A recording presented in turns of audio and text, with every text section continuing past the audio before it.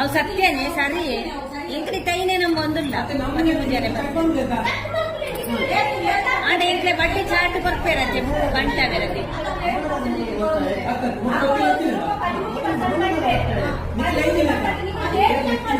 ಇಂಕ್ಲೆ 13 ಜರೆ ಬಂದ್ಬೇಕು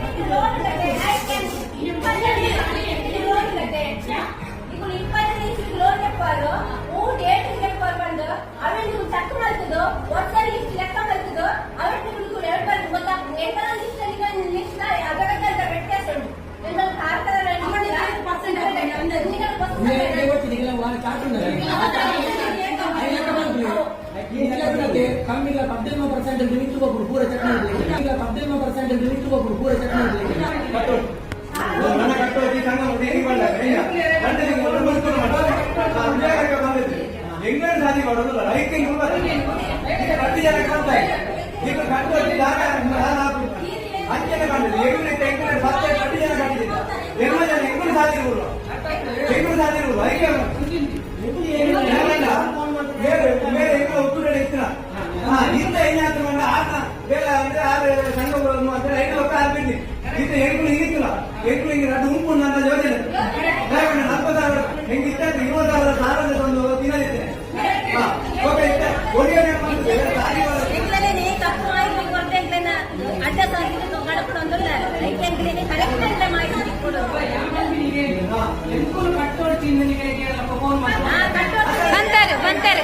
ಅಂತಾರೆ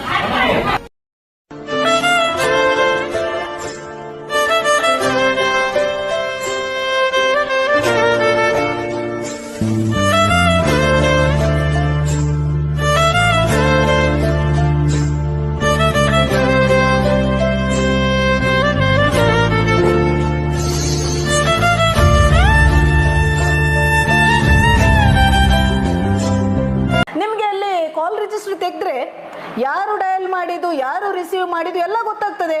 ಶೈಲಜಾ ಶೆಟ್ಟಿ ಅವರು ಅವರಿಗೆ ಕಾಲ್ ಮಾಡಿದ, ಇವರು ಕಾಲ್ ಮಾಡಿ ಕರೆಸಿದ, ಯಾಕೆ ಪೊಲೀಸ್ನವರಿಗೆ ಈಗಲೇ ತೆಗಿಬಹುದಲ್ಲ ರಿಪೋರ್ಟ್ ಈಗಲೇ ತೆಗಿಬಹುದಲ್ಲ, ಆನಂತರ FIR ಹಾಕಿ ಎಲ್ಲ ತನಿಖೆ ಮಾಡಿ. ನೀವು ಏನು ಇಬ್ಬರಿಗೆ ಸಹ ಸೆಕ್ಷನ್ ಹಾಕುದು, ಕೌಂಟರ್ ಕೇಸ್ ಹಾಕುದು, ಆಗ ಇಲ್ಲಿ ನಮ್ದು ಮುಗಿಯಿತು, ಕೋರ್ಟಿಗೆ ಹೋದ ಕೂಡಲೇ ಇಲ್ಲಿ ನ್ಯಾಯ ತೀರ್ಮಾನ ಆಗುದು. ಅದಲ್ಲ, ನಾವೀಗ ನಾನು ಮಾಧ್ಯಮದ ಮುಖಾಂತರ ಹೇಳ್ತಾ ಇದ್ದೇನೆ, ಆ ಹುಡುಗಿ ಬಗ್ಗೆ ನಾವು ಕಂಪ್ಲೇಂಟ್ ಕೊಡ್ತಾ ಇದ್ದೇವೆ. 17 ವರ್ಷದ ಹುಡುಗಿಗೆ ಕಂಪ್ಲೇಂಟ್, ಅವಳ ಬಗ್ಗೆ ಅವಳಿಗೆ ಹಲ್ಲೆ ಮಾಡಿದ್ದಾರೆ.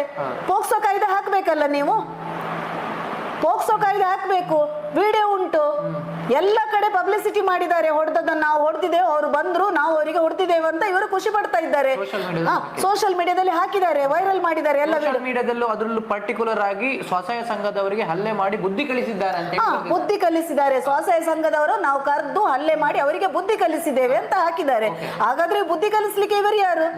ಒಂದು ಕಡೆಯಿಂದ ಇವರು ಸಂಭ್ರಮಿಸುವುದು, ಸ್ವಸಹಾಯ ಸಂಘದವರಿಗೆ ಹಲ್ಲೆ ಮಾಡಿ ಬುದ್ಧಿ ಕಲಿಸಿದ್ದೇವೆ, ಇನ್ನು ಎಲ್ರಿಗೂ ಭಯಪಡಿಸುದು ಇವರು, ಇನ್ಯಾರು ಹತ್ರ ಬರಬಾರ್ದು. ಇನ್ನೊಂದು ಕಡೆಯಲ್ಲಿ ಇವರೇ ಹೋಗಿ ಕಂಪ್ಲೇಂಟ್ ಕೊಡುದು, ನಮ್ಮ ಮೇಲೆ ಅವರು ಮನೆಗೆ ಬಂದಿದ್ದಾರೆ ಹಲ್ಲೆ ಮಾಡ್ಲಿಕ್ಕೆ. 30-40 ಜನ ಇದ್ದ ಸಜಿಪ ಗ್ರಾಮಕ್ಕೆ ಹೋಗಿ ಕಾರ್ಕಳದಿಂದ 4-5 ಜನರು ಹೋಗುದು ಅಲ್ಲಿ ಹಲ್ಲೆ ಮಾಡ್ಲಿಕ್ಕೆ. ಅದು ಒಂದು 17 ವರ್ಷದ ಹುಡುಗಿ, ಒಂದು ಹೆಂಗಸು, ಮತ್ತೆ ಇಬ್ರು ಹಿಡ್ಕೊಂಡು ಅಲ್ಲಿ ಇವರ ಹಲ್ಲೆ ಮಾಡ್ಲಿಕ್ಕೆ ಹೋಗುದು. ಹಲ್ಲೆ ಮಾಡ್ಲಿಕ್ಕೆ ಹೋಗೋ 30-40 ಜನ ಸೇರಿ ಬಾಗಿಲು ಹಾಕ್ಲಿಕ್ಕೆ ಇದು ಮಾಡ್ಬೇಕು. ಇವರು ಬಾಗಿಲು ಹಾಕಿದ, ಅವರು ಬಾಗಿಲು ಹಾಕಿದ, ಅಥವಾ ಏನಾದ್ರು ಆಯುಧ ಕೊಂಡೋಗಿದಾರ? ಹಲ್ಲೆ ಮಾಡ್ಲಿಕ್ಕೆ ಬಂದ್ರು ಸಹ ಯಾರಾದ್ರೂ ಬಂದ್ರು, ಈಗ ನನ್ನ ಮನೆಗೆ ಯಾರಾದ್ರೂ ಹಲ್ಲೆ ಮಾಡ್ಲಿಕ್ಕೆ ಬಂದಾಗ ನಾನು ಮೊದ್ಲೇ ಏನ್ ಮಾಡುದು? ಪೊಲೀಸ್ ಸ್ಟೇಷನ್ ಕಂಪ್ಲೇಂಟ್ ಕೊಡುದು. ಯಾರ ಅಪರಿಚಿತರು ಬಂದಿದ್ದಾರೆ ಹಲ್ಲೆ ಮಾಡ್ಲಿಕ್ಕೆ ಸ್ವಸಹಾಯ ಸಂಘದ ಹೆಸರಲ್ಲಿ, ಒಮ್ಮೆ ಬನ್ನಿ, ನಮ್ಮ ಮನೆಯೊಳಗೆ ಬಂದಿದ್ದಾರೆ, ನೀವ್ ಯಾಕೆ ಅದು ಮಾಡ್ಲಿಲ್ಲ? 11 ಗಂಟೆಯಿಂದ 3 ಗಂಟೆ ತನಕ ಬಾಗಿಲು ಹಾಕಿ ಹಲ್ಲೆ ಮಾಡಿದ್ದು ನೀವಲ್ಲ, ಆ ವಿಡಿಯೋ ಎಲ್ಲ ವೈರಲ್ ಮಾಡಿದ್ದು ನೀವಲ್ಲ. ಹಾಗಾದ್ರೆ ಪೊಲೀಸ್ ಸ್ಟೇಷನ್ ಅವರಿಗೆ, ಪೊಲೀಸ್ ಅಧಿಕಾರಿಗೆ ಅಲ್ಲಿ ವಿಡಿಯೋ ಉಂಟಲ್ಲ.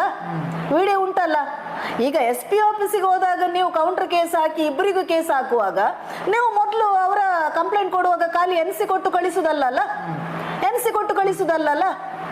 ಇದನ್ನು ನಾನು ತನಿಖೆ ಮಾಡಿಸ್ತೇನೆ. SP ಗೂ ನಾನು ಪ್ರಶ್ನೆ ಕೇಳ್ತಾ ಇದ್ದೇನೆ. ಯಾಕೆಂದ್ರೆ ಅವರು ಕಂಪ್ಲೇಂಟ್ ಕೊಟ್ಟ ಮೇಲೆ 17 ವರ್ಷದ ಒಂದು ಹುಡುಗಿಗೆ ಹಲ್ಲೆ ಮಾಡಿದ್ದಾರೆ ಬಾಗಿಲು ಹಾಕಿ 30-40 ಜನ ಹೇಳುವಾಗ ಜೀವ ಬೆದರಿಕೆ, ಕೊಲೆ ಬೆದರಿಕೆ. ಯಾಕೆ ನೀವು ಅದು ಕಂಪ್ಲೇಂಟ್ ಅನ್ನು ಅಡಿಗೆ ಕೂತು ಕಳಿಸಿದ್ದೀರಿ? ನೀವು ಅಲ್ಲಿ ನಿಮ್ಮಲ್ಲಿ ಬಂದು ಕಂಪ್ಲೇಂಟ್ ಕೊಟ್ಟ ನಂತರ ಬಂಟ್ವಾಳ ಸ್ಟೇಷನ್ ನವರು 2 ಜನರಿಗೆ ಕಂಪ್ಲೇಂಟ್ ಕೊಡುದಾದ್ರೆ ನಾವು ನಿಮ್ಮ ಹತ್ರ ಬರ್ಬೇಕಾ? ಅವಶ್ಯಕತೆ ಇಲ್ಲಲ್ಲ. 2 ಜನರಿಗೆ, ಇವರಿಗೂ ಕಂಪ್ಲೇಂಟ್, ಅವರಿಗೂ ನೀವು ಸೆಕ್ಷನ್ ಹಾಕಿ ಕೋರ್ಟ್ ಅಲ್ಲಿ ಹಾಕುದಾದ್ರೆ ನೀವು SP ಹತ್ರ ನಾವು ಯಾಕೆ ವೈಯಕ್ತಿಕ ಕಂಪ್ಲೇಂಟ್ ಅವ್ರು ಇಟ್ಕೊಂಡು ಬರ್ಬೇಕು? ಈಗ ನಾವು ಈಗ 17 ವರ್ಷದ ಹುಡುಗಿಗೆ ಕಂಪ್ಲೇಂಟ್ ಕೊಡ್ತಾ ಇದ್ದಾಳೆ, ಅವಳಿಗೆ ಹಲ್ಲೆ ಆಗಿದೆ, ವಿಡಿಯೋದಲ್ಲಿ ಉಂಟು, ನಿಮ್ಗೆ ಸಾಕ್ಷಿ ಬೇಕಲ್ಲ? ಅವರೇ ಹೇಳಿದ್ದಾರೆ ಇವರಿಗೆ ನಾವು ಬುದ್ಧಿ ಕಲಿಸಿದ್ದೇವೆ ಅಂತ. ನಾನೇ ಕರೆ ಮಾಡಿದಂತ ಹೆಂಗಸು ಹಾಕಿದೆ ವಿಡಿಯೋದಲ್ಲಿ, ನಾನೇ ಕರೆ ಮಾಡಿದವಳು, ಇವರಿಗೆ ಇನ್ನು ಬುದ್ಧಿ ಕಲಿಸ್ಬೇಕು. ಯಾರಿಗೆ ಬುದ್ಧಿ ಕಲಿಸುದು ಇವರಿಗೆ?